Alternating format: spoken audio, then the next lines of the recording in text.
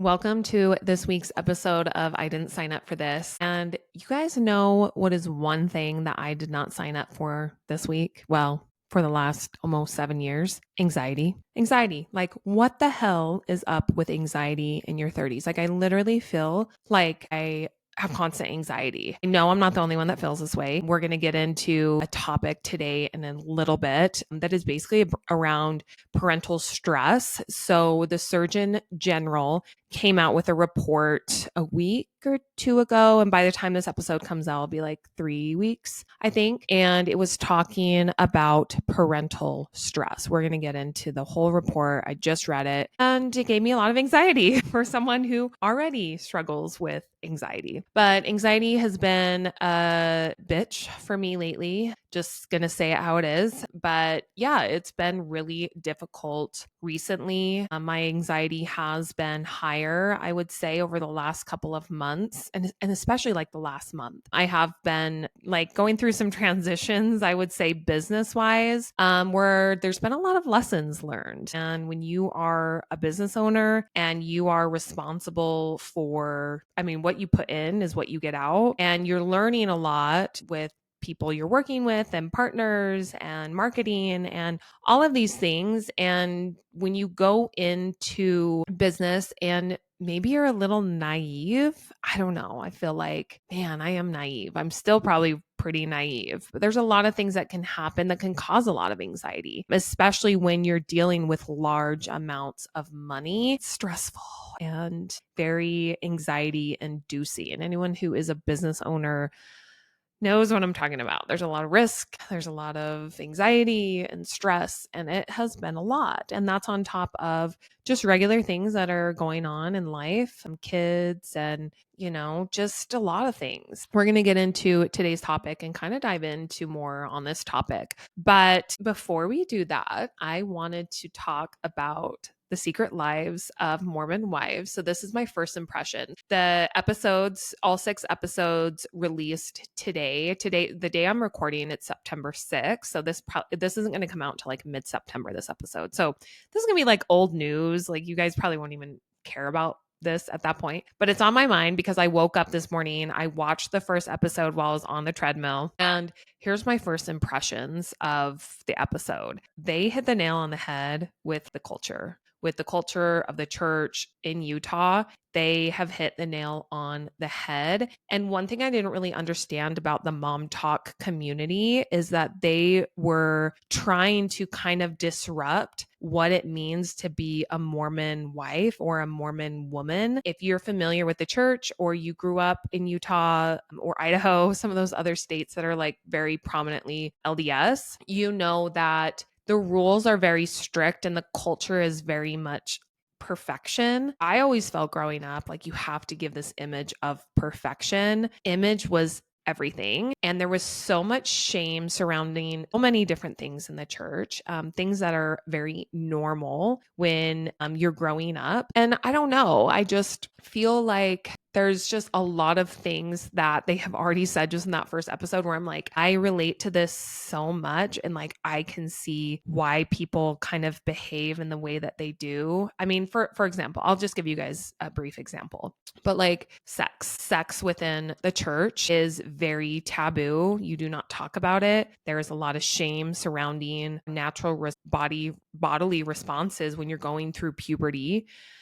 And you are told to basically suppress these feelings and suppress these thoughts. And I believe that that's one of the reasons why Mormon people, traditionally get married very young is because they're not allowed to have sex. And like there's this whole other thing. It's so funny. Oh my God, I could just do like a whole episode, but I try to be sensitive to my friends and my family. But this isn't how like every Mormon is. Like the church can't really be defined by like specific people, but also I feel like you do need to kind of be, I don't know, the members do need to be held accountable. Like I feel like it's just like that everywhere. It's not just like a couple bad apples, like it's literally the culture. But yeah, so there's just a lot of shame around sex and like your bodies, and so much shame around like the way that women dress, modesty, and I feel like it just needs to be explored. So I was really just surprised by the women and really their purpose behind creating Mom Talk before the whole swinging scandal happened. All of the girls in the show were not part of the swinging scandal except for Taylor. Other girls were just part of like these moms that would get together and they would make TikToks and dance around and like kind of wanted to disrupt like what that meant to be a Mormon wife and show that you don't have to be ashamed. Like these are normal things. And I don't know. So I kind of related to that. And I thought that was actually kind of like a good mission to have. And let's see, other first impressions. I think that I'm excited to watch the rest of the season. I'm sure I'll talk about it on stories. And again, by the time this episode comes out, this will be old news. Like probably no one will even be talking about it. All right, so let's go ahead and get into today's episode. So today's episode is all about parental stress. So I mentioned this before, but the US Surgeon General came out with a report that said 48% of parents report stress is completely overwhelming compared to 26% among other adults. And then 41% report stress levels impact their day-to-day functioning, and 33% report high levels of stress. So that is very shocking. Actually, it's not shocking. I take that back. That's not actually a shocking statistic. I'm actually shocked it's not higher because I feel like for myself, I feel like I am literally living with like 24/7 anxiety and stress and worry. I was never an anxious person growing up. I was cautious, but I never experienced anxiety. I didn't experience any of that until I became a mom and had my first daughter. And I was worried about everything. Like I would obsessively look at her breathing at night and I wouldn't take her out of the house because I was worried she was going to get a cold. And mind you, this was even before COVID. Like I joke all the time that my oldest daughter is my COVID baby, not my second daughter, who was actually born during the pandemic, because I was in such a fragile state of mind and just like could not function on a normal level. So that was my first experience with anxiety, was like being a parent and what does that mean? And at the time, Cody, he was a student. I was working. He was not working. He was in school. And so we had one income. We were living with my mom in her basement. My mom was going through a divorce with my stepdad. And so we had our own things. And so it was just very stressful. And now fast forward 7 years, I feel like now then anxious, where my anxiety before was very much like debilitating, where I couldn't function. Right now, I am very high functioning. I maybe have high functioning anxiety. I don't know, but I feel like it's more stress related and environmental rather than hormonal or within.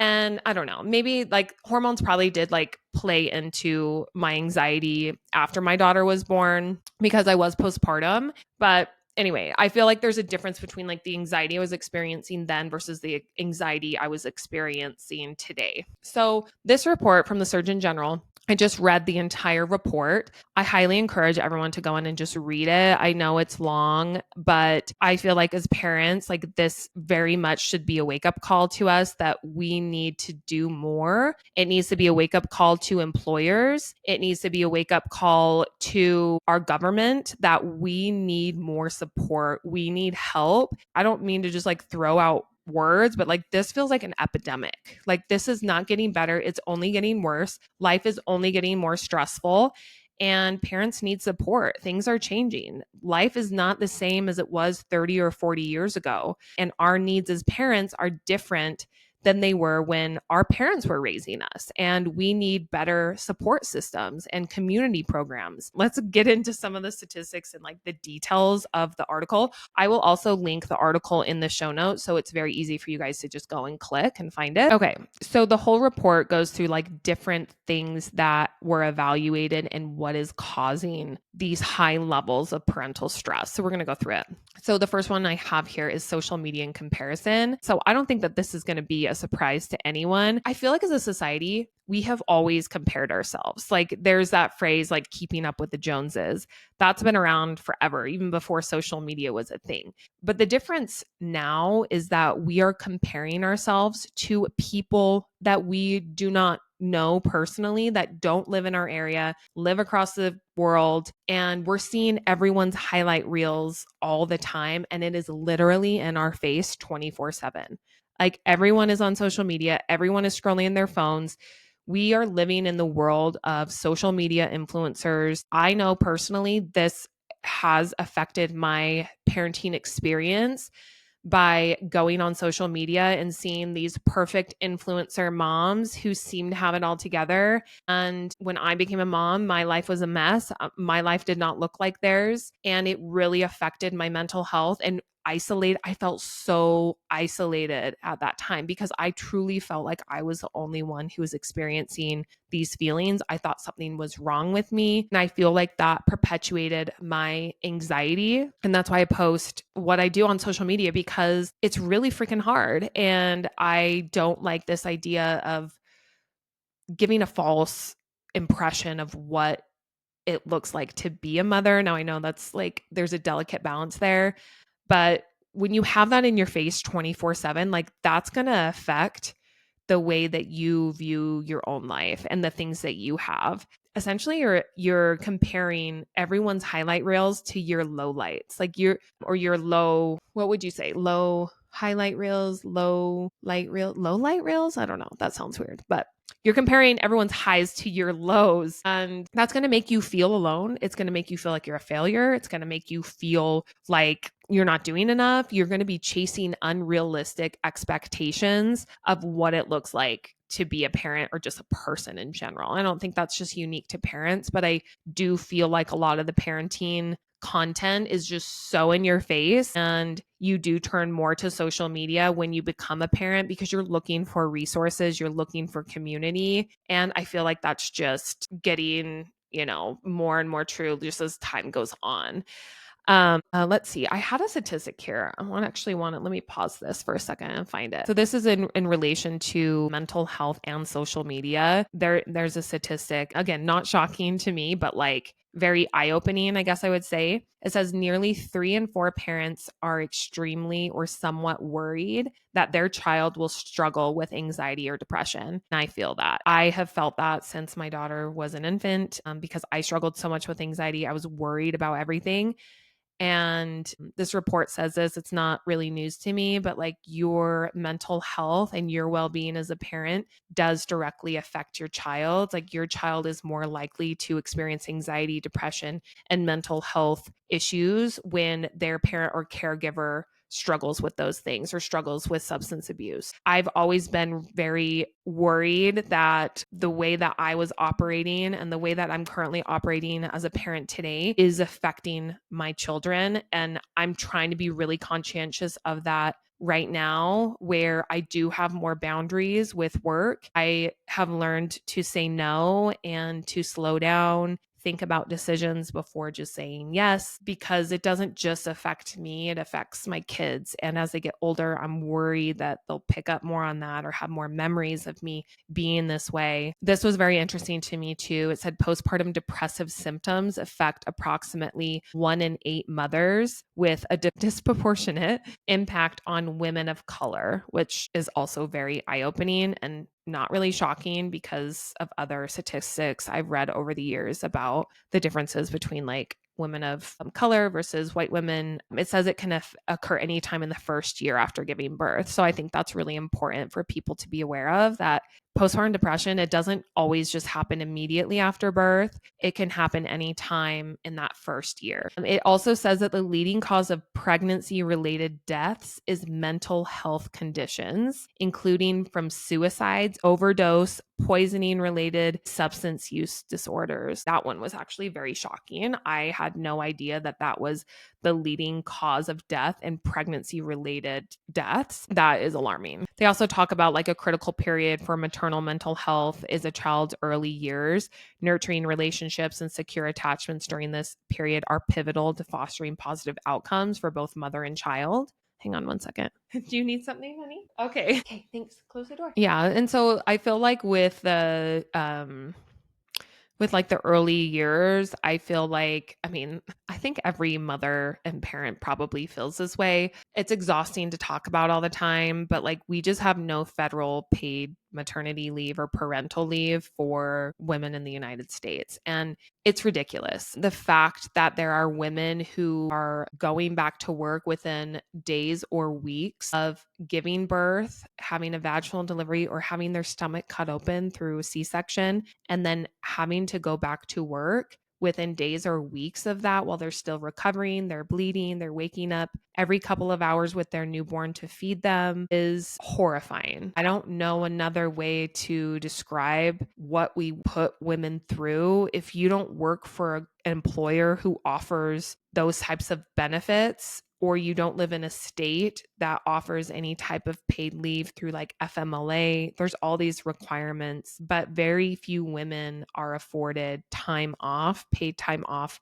with their children. And most women cannot afford to take 3 months unpaid leave. Today, a lot of people, it is required, they have to have two incomes in order to live. The cost of living, the cost of groceries, the cost of childcare, and we'll get into that too, is extremely high. A lot of people cannot be stay-at-home moms. And that goes back to another point that I want to make, is that women shouldn't be put in a position where they have to choose between their career or being at home with their kids because they can't afford it. Like, we need to be able to support women in their careers. And if they go to college and they're putting in the work and they're dedicated, and that can't just go away because they have a baby. Like, we need to support women in the choice that's right for them because they can't afford childcare.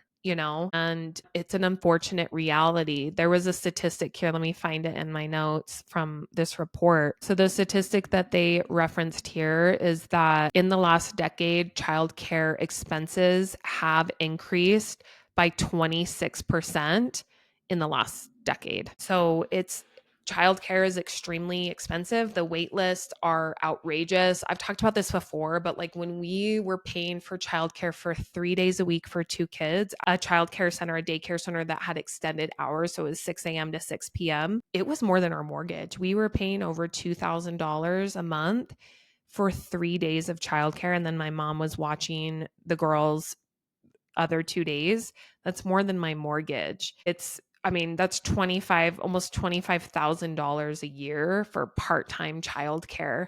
If you do full-time childcare and it's, $40,000, $45,000 a year, that's the cost of a job. Like, that's average income for most Americans, is that price range. It doesn't make sense for women to go back to work in a lot of senses. And so a lot of time women will make a sacrifice for their family, stay home with the kids, feel isolated, feel resentful, feel lost and alone, because if it's not something that they're choosing for themselves, that they want for themselves, which is different. Like, if you want that, if that's been your dream and that's what you want, that's a different story. But if you are forced out of the workforce because you can't afford childcare or it's not accessible to you, I feel like something needs to be done there. Let's see.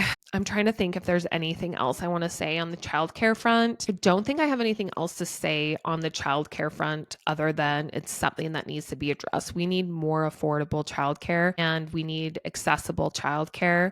We need before and after school programs at every single school. We need those resources available to people. We're not living in the 60s anymore. Like, we need more support systems. I very much consider my daycare and the childcare providers that my kids go to part of my village. And sometimes I get weird looks when people say that, but it's like, we don't have the same community support that we had 40 years ago. Times are just different. And so we need to evolve with those changes, and things need to happen. I want to go back to, speaking of lack of support systems, many parents are managing the responsibility of raising children on their own. A lot of people don't have family support. A lot of people don't have that same community support that we had 30 or 40 years ago. And they may not have the support from a childcare center because they can't afford it or it's not accessible to them. That increases isolation, and this was also a very interesting statistic, but it says 65% of parents and 77% of single parents reported feelings of loneliness and isolation compared to 55% of non parents.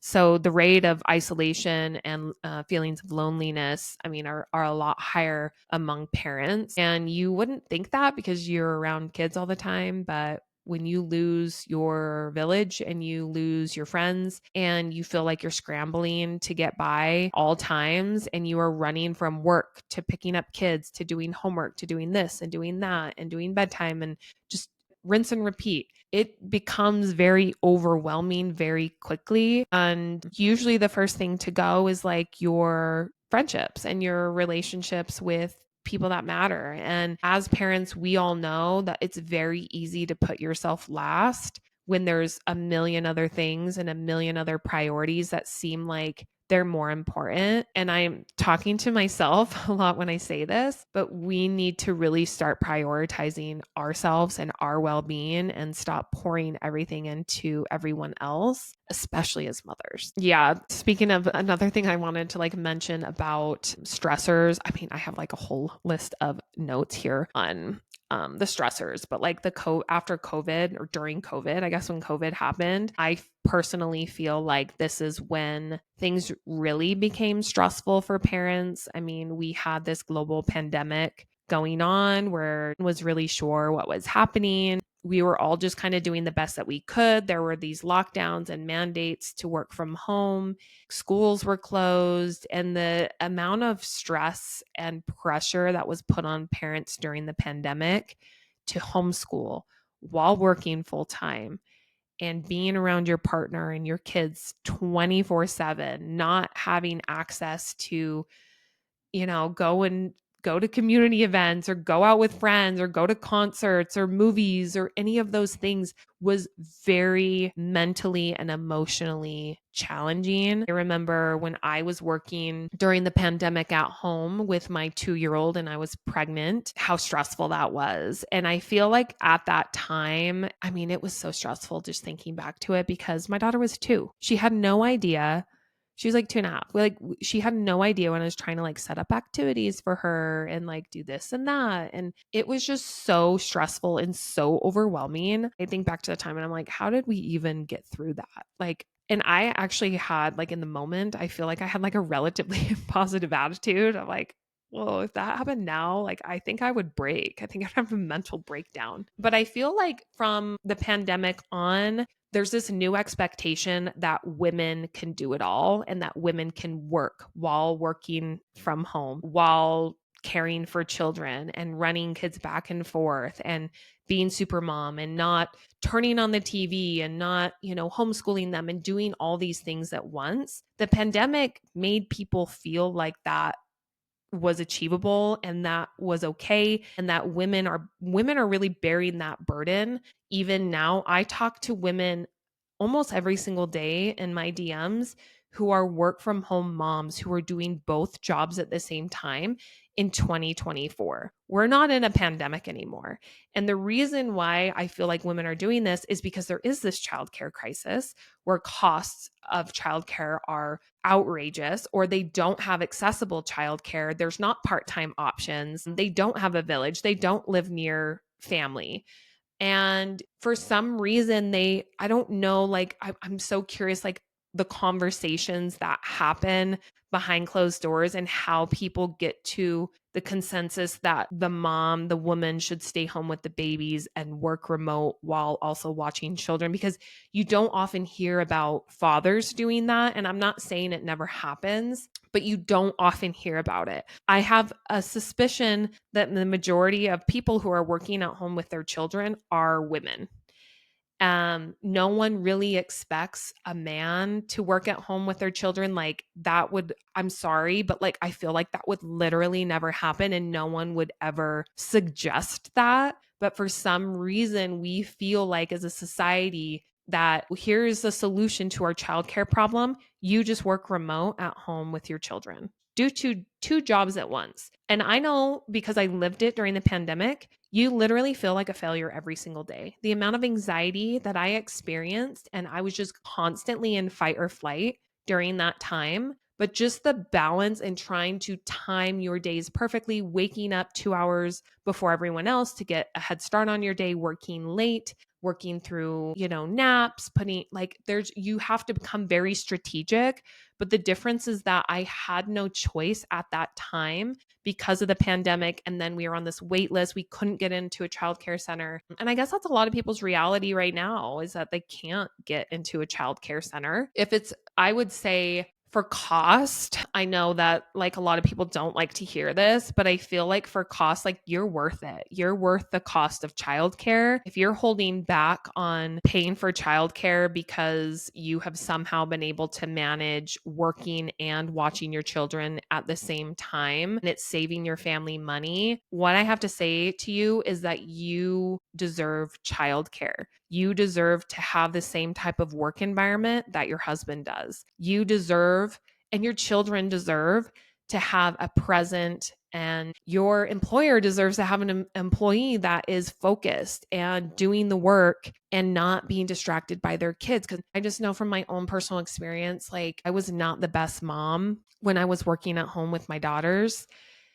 I was anxious, like I said. I would lash out at them. I would get mad at them for just the simplest things, for needing something or crying because it was inconvenient to me. And when I think back to it, it's like that was not fair. Anyway, that was like a really big rant on the childcare situation for working moms. I just know there is a huge problem with childcare, and women, for the most part, are the ones who are taking the brunt of it. They are the ones that are like, we can do it, we'll do it, our job's flexible, and that's going to affect your mental health, and that's going to cause you to have anxiety. It's going to really increase your stress, and having that much prolonged stress for a long period of time, like that's not good for your health. And the other thing that they talk about too, and I can't remember if I already mentioned it in the episode, so I'll kind of talk about it again. So if you're living with a parent or caregiver who has a mental health condition or substance abuse issue, that from me. Thanks, babe. I'm almost done with this, okay? And then we'll go to the library. To go to Crease?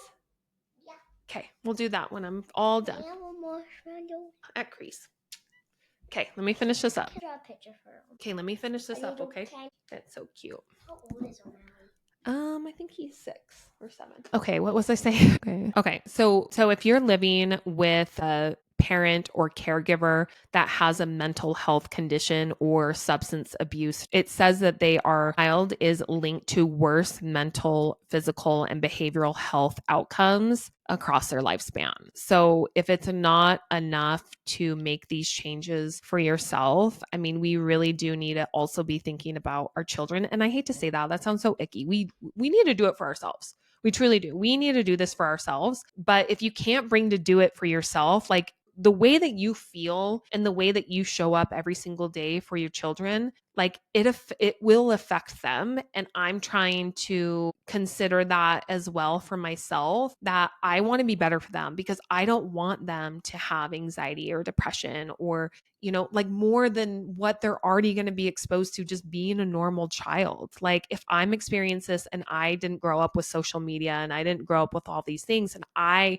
am experiencing like these mental health issues, what is it going to be like for my daughters? What does that look like for them? And so I think that's something that really needs to be talked about more. One of the other things that this study talks about is just the mental load of raising children and like what that entails. It doesn't go into a lot of detail, but it does call it out. I mean, as a parent, you're balancing a lot of things. You're balancing your full-time job, if you have that. You're balancing complex schedules with your children, with school and extracurricular activities. There's a lot of pressure on parents for their children to perform with extracurricular activities, but then also academics. I don't feel like that's really a new thing. I feel like there has always been that pressure, at least from my point of view. But the difference is that it's harder today for children and kids who are going through college. Like it's extremely competitive. I know when Cody graduated college, he got a 4-year degree, he got a double major. It was really challenging for him to find a good job right out of college. And he got laid off in 2021, and it was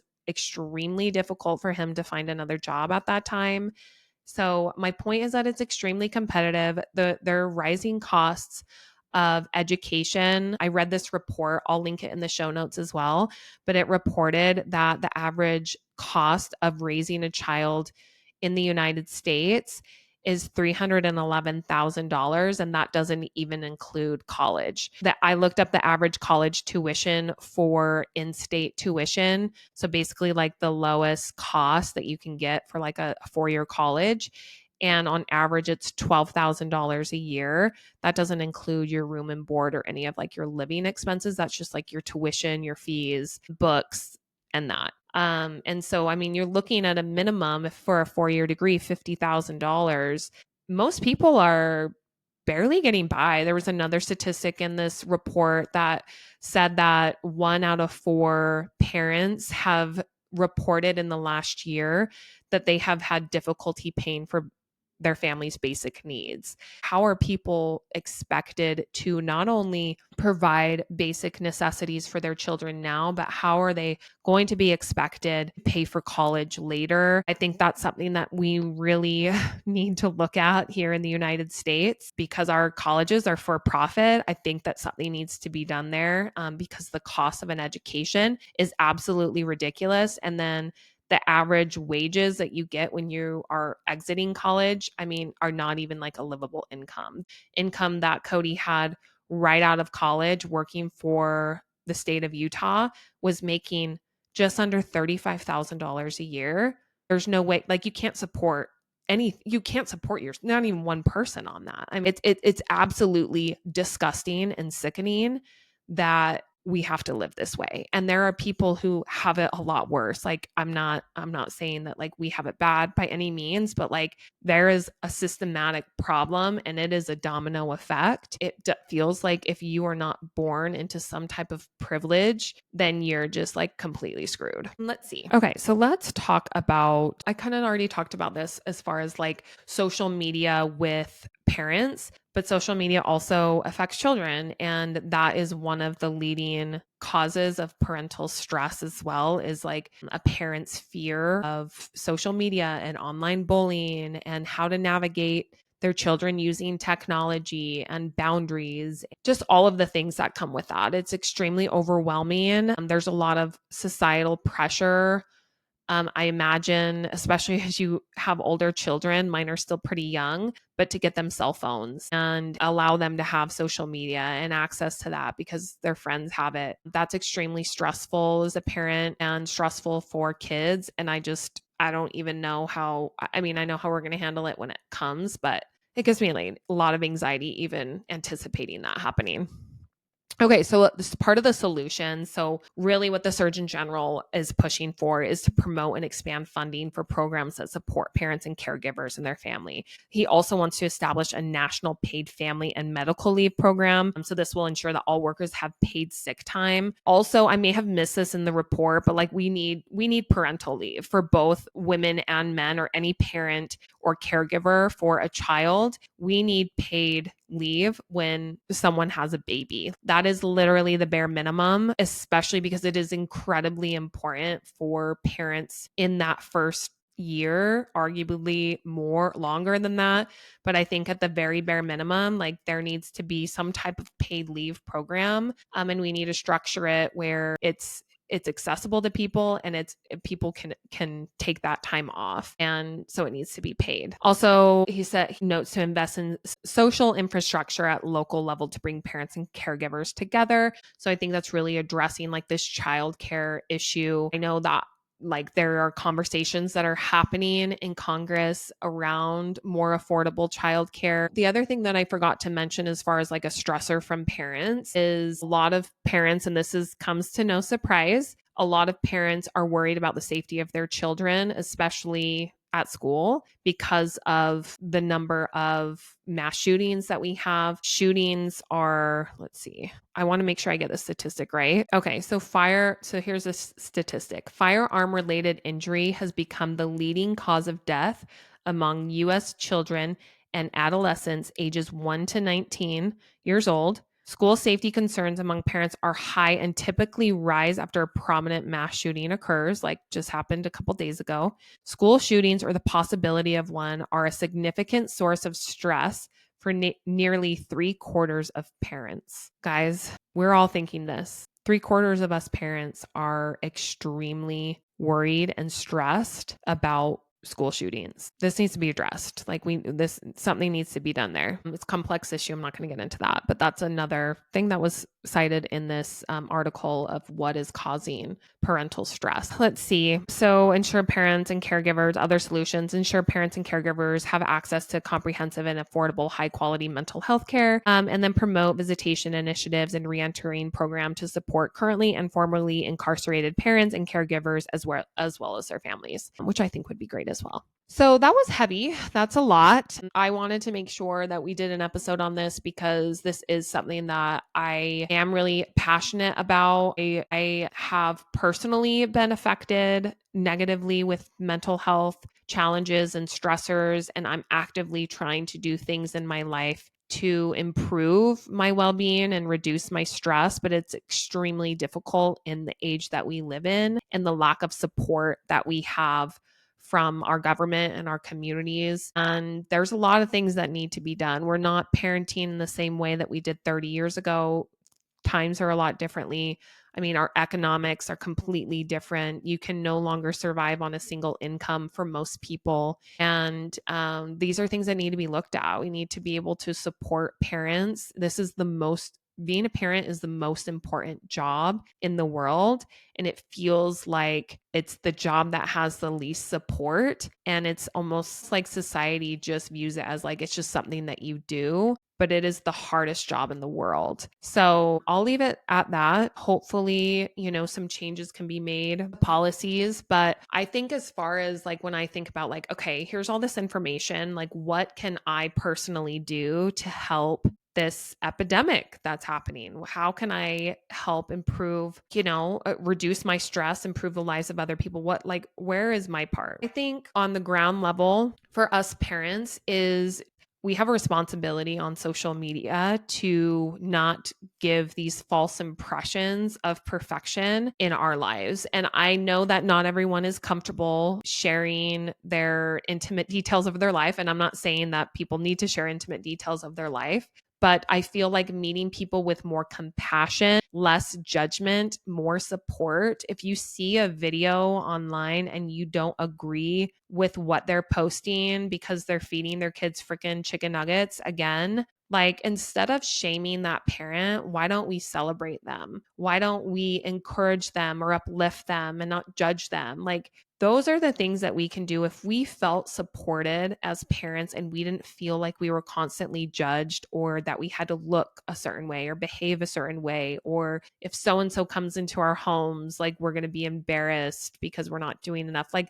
those are all things that we do have control over. I think for myself, I mean, when I started my social media page, I really just wanted to impact women's lives in a positive way. I didn't want to be part of the problem, perpetuating false idea of perfectionism and what that looks like. I wanted to be real and raw and honest about motherhood and life and talk about things that no one else was willing to because they were ashamed or they felt like they were going to be judged. I have felt in myself more recently thinking of pulling away from that because as my account has grown, I've gotten more and more negativity and mean comments. And when you see those same mean comments over and over and over again of someone telling you that you're a bad mom and that you're doing something wrong or that you're fucking your kids up in some way, like you kind of start to believe that. And so part of me